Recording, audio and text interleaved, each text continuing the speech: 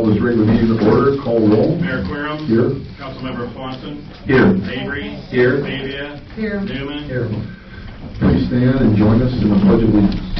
I pledge allegiance to the flag of the United States of America and to the republic for which it stands, one nation, under God, indivisible, with liberty and justice for all. Dennis, did you have, just state your name for us. Dennis Taylor. Dennis, you might have to slide the switch toward you on top there. There you go. Well, There we go. I'm Dennis Taylor with Taylor's Trees and Turf here in Princeton. I'm a certified arborist for the past 10 years. So has my brother Ben with our company. And kind of neat news this year, we have 6 certified arborists on staff that have just passed their series of tests. So now I have 8 certified arborists on staff. I'd like to thank everybody for allowing me to speak tonight. Ray had a question, he invited me in a few weeks ago about the tree canopy in Princeton, which is a big concern. We're losing it drastically. Quint has said before, we're cutting a lot of trees down, but we're not planting any trees, and we remember that. And, well, Rachel, I did not want to see you here tonight. It's the urban forest of the tree canopy. It's depleting quickly. There's danger trees, and I do have to get a heads up shout out to Pete, who made a phone call to a local neighbor down here. Phone call one day, she contacted the company, that dangerous tree was gone the next day, and it's in a school zone. I meant to get pictures for you tonight, but I've got your emails, I'll get you some more. There's a couple trees by Jefferson, there's within a half a block, there's a tree by Lincoln School within 3 blocks, and they're all in the area where the kids are traveling. And intention is to get them down, doesn't get the safety dealt with. And we don't want to see any of these trees fail in a public area, even if it is a private citizen's lawn. Things that we can do about that is to start developing a tree ordinance, which I believe have been emailed, but possibly not to everyone. I can do that again, and it's just simply us taking a city like Ottawa, changing some verbiage, putting ours into it, and that's essentially how a tree ordinance can get established rather quickly. And a tree advisory committee would get on board with that. I'm here with suggestions. I don't have everything obviously in place because it's everything we ought to work on. And this advisory committee can take the workload off of people like yourselves having to deal with a lot of things. Grants are available. I dealt with the Village of Granville last year. It was a $15,000 match grant. They awarded it. They put 60-some trees out, and it's already been paid. It's been a good program. Some things that have happened nicely in the town lately is the trees that have worked on South Main, the trees that worked on Elm and Main, Darius Miller Park, behind I call it the company parking lot, behind company on Pleasant Street. And we just did the go-ahead to do some perennial plantings in there. And Ray, just to let you know, we're taking that off your hands. We're going to adopt that parking lot. Because Ray, you've done a ton of work here. And compliments to you on that. This is short and sweet. I don't plan on being here long. I want to go see my grandchild who's 5 days old. This is things that we can start developing, and with communications like happened on this street right over here, where we talked, phone calls got made, and trees came down that were a danger. And compliments to Rachel. You've been great working with all of this. My last comment on this is the tree, it's kind of corny, but it's true. The tree that doesn't grow is a tree that's not planted. Short and sweet. Thank you for your time. I don't know if you have any questions or... Dennis, can you send me a copy of that ordinance? Yeah. Joshua and I were talking about it today. Joel, if I could ask you just, so the concern is we drive around, and I'm not a tree expert, we see all these trees that are suffering, and some of them, the canopies are completely dead. So I'm talking, I look at there's maybe 100 trees or plus around Princeton that are in different stages of dying, and I don't see these trees coming back. I'm not an expert, but they look like they're more dead than they are alive. No, when we start losing our canopy, it's tough, especially when we get past 50%. So we had the emerald ash borer that worked over the ash trees, and then we've had some droughts. So what, Dennis, what's caused some of this? The maples this year have really suffered from it. It's not just the last year with no rain in June, last year no rain in August or September, I believe, and the drought of 212. A tree can suffer from a drought 5 to 8 years later. And I know we hit it at 12. And when you've got trees close to that are in areas that are street near it and they're getting bigger, you know, there's a lot of root zone that's not there. So when we do have those droughts, it's tough on them. And the emerald ash borer has taken a lot out, and that's matter of fact, 3 of those trees I'm talking about are in the school zone that I can send pictures of to you. And 2 of those are on the city property. And I know I'm not trying to say this in a negative way. People are aware of it. You just can't get them all dealt with at one time. But that's where I can, if any questions, if anybody says, can you look at this tree, is it critical? I'll let you know. I'm tree was certified also. I take that pretty seriously.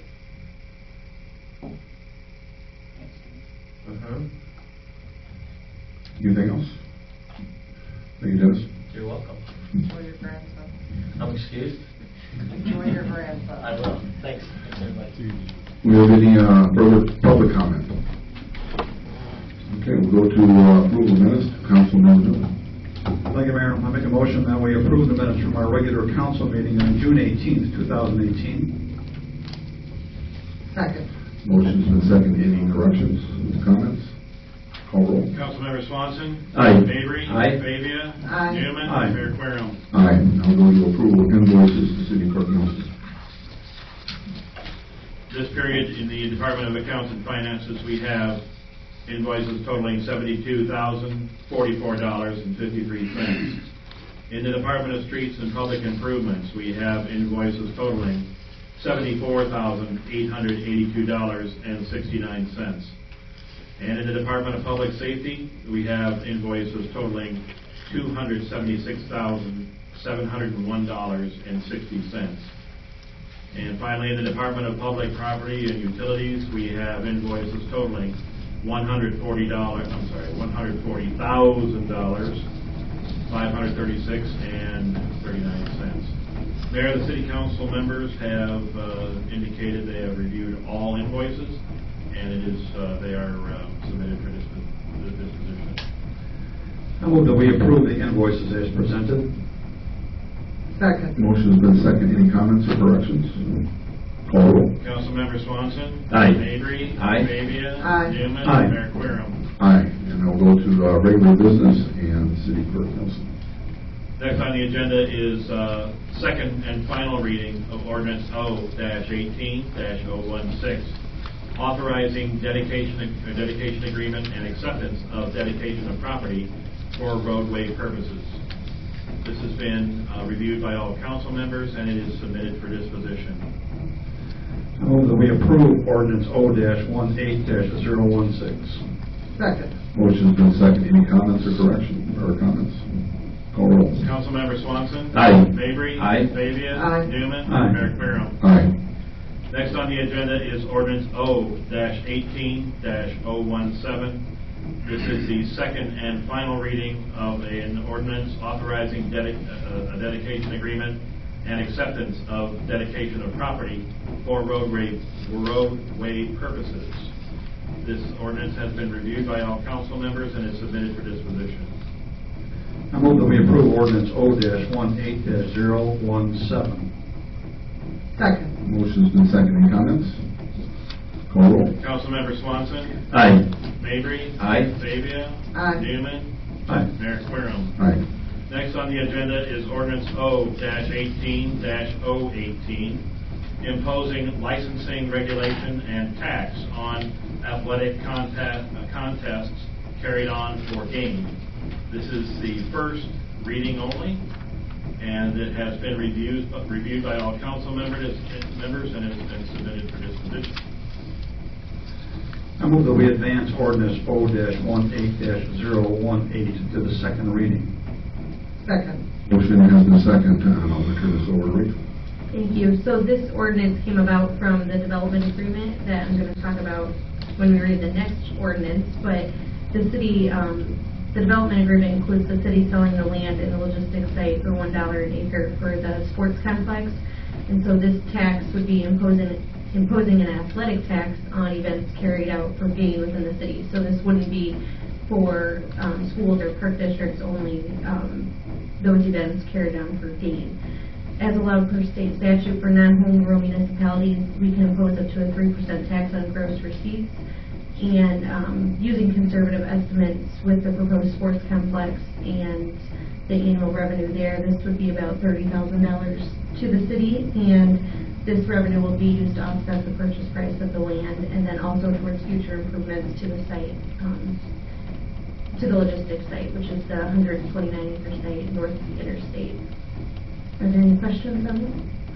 We do not need the wording of high school, junior high, park district. No, because it says for gain, so those are non-profit events. I can confirm that, Okay. but that, yeah, so it says for gain shall not include contests or exhibitions organized by a charitable organization or government entity, so that should cover that. That is section 7-390.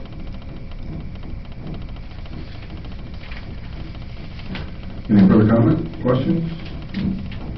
Call roll. Councilmember Swanson. Aye. Mavry. Aye. Fabia. Aye. Newman. Aye. Mayor Querem. Aye.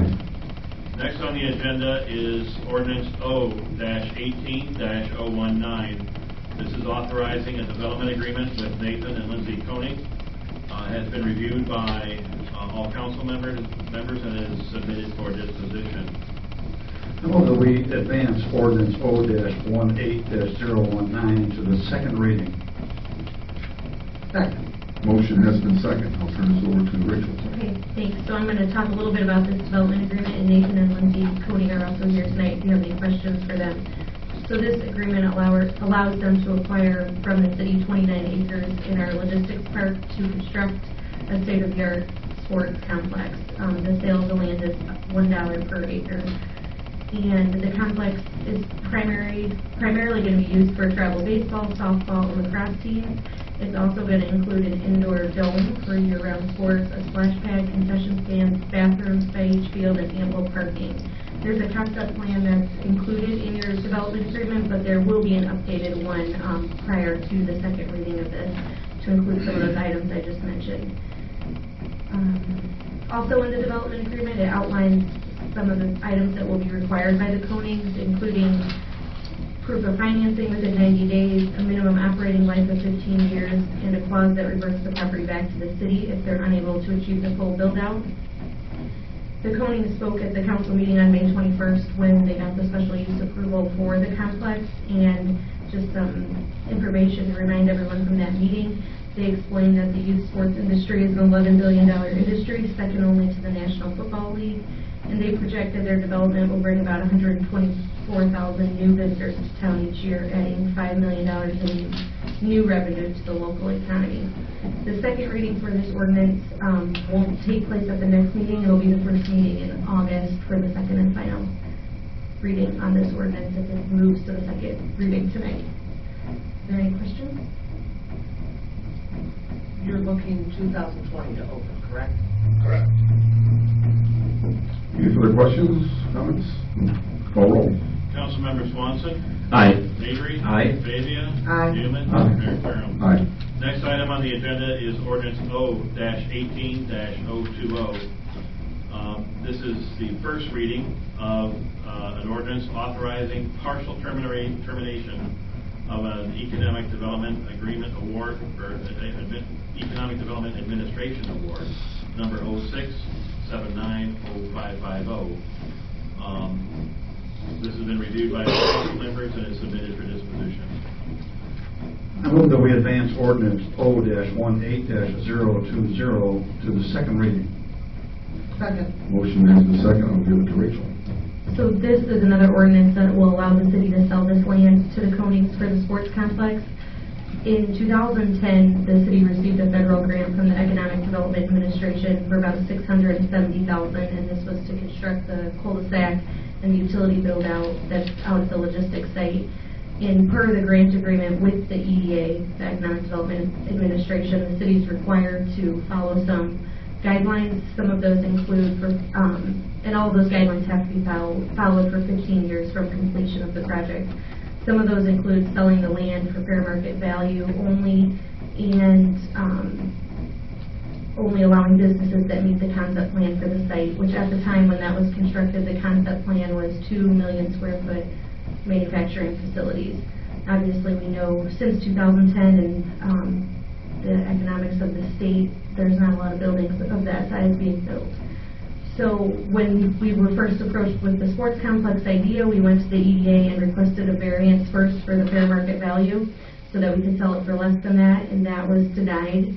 We went back to them and requested a variance to include the concept plan for the 29 acres and then just have 2 smaller buildings for the remaining concept plan, and that was also denied. But after working with them over the last 6 months, they've proposed this ordinance, or this agreement, which allows us to remove 29 acres from the park by paying a portion of the grant back. So that is what this agreement is. One thing about this EDA grant, what we did not know as a council back in 2010, and that was, and I think that cul-de-sac was put in 2011, maybe 2012, something like that. Yeah, so that grant required that we could not sell any of that property out there for anything less than market value, and we were not aware of that at the time. The council was, and I wasn't on the council at the time, but so it kind of put us behind between a rock and a hard place, but we got it done, and so we're moving forward with it. I think the other thing, Mayor, is that they also restricted the type of business that can be there. The sports complex does not fit that criteria. Unfortunately, the federal government was unwilling to bend at all in allowing this economic engine to use 29 acres of their property out there. Yeah, and fortunately, they allowed us to remove the 29 acres from that for this project, and unfortunately, we have to pay the fair market value of that property. We have to pay that back to the federal government. So, any further comments? Call roll. Councilmember Swanson. Aye. Mabry. Aye. Fabia. Aye. Newman. Aye. Mayor Querem. Aye. Next item on the agenda is ordinance O-18-021. This is the first reading of an ordinance for the regulation of small wireless facilities. Mayor, this ordinance has been reviewed by all council members and is submitted for disposition. I move that we advance ordinance O-18-021 to the second reading. Second. Motion has been second, and we'll go back to Rachel. Thank you. So this is new legislation required by the state, and all municipalities have to adopt an ordinance for these by August 1st. So this ordinance was provided by IML as a sample ordinance, and then Jeff from the Electric Department and Pete have worked on it to make sure it fits our needs. We're still confirming with IML that the changes we made are okay per the law, and we'll make sure of that before the second reading.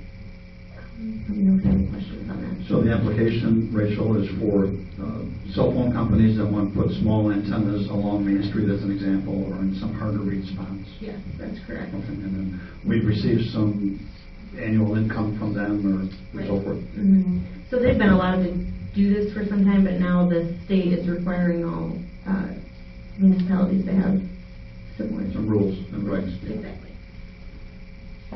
Any further comments, questions? Call roll. Councilmember Swanson. Aye. Mabry. Aye. Fabia. Aye. Newman. Aye. Mayor Querem. Aye, thank you, Pete. Now we'll go to city manager report. Okay, and I got just one item. This is from the Princeton Street Department. New upcoming Independence Day holiday garbage and recycling routes will be as follows. Wednesday, July 4th routes will be picked up on Thursday, July 5th. Please take your garbage and recycling out by 5 a.m. If you have any questions, call Street Department 875-2631, option 2. And also City Hall will be closed on Wednesday, the 4th. Any old business? Any new business? Would you like to announce the fireworks? Yeah, a couple things. Good point. We got fireworks obviously on July 4th, starting at dusk out at Zurich Park. And then tomorrow night we have our second street concert of the year. We've got a double bill. Pen of Soul, and Chicago Farmers. And that opens at 5, music starts at 6, so it should be a very hot and humid next couple of days for that. So, any public comment? Okay, I'll entertain a motion to adjourn this meeting and reconvene at our next. I move that we adjourn our regular meeting this evening and meet again on Monday, July 16th, 7 o'clock in City Hall. Second. Motion to second, call roll. Councilmember Swanson. Aye. Mabry. Aye. Fabia. Aye. Newman. Aye. Mayor Querem. Aye, and this meeting is adjourned. Thank you all for coming.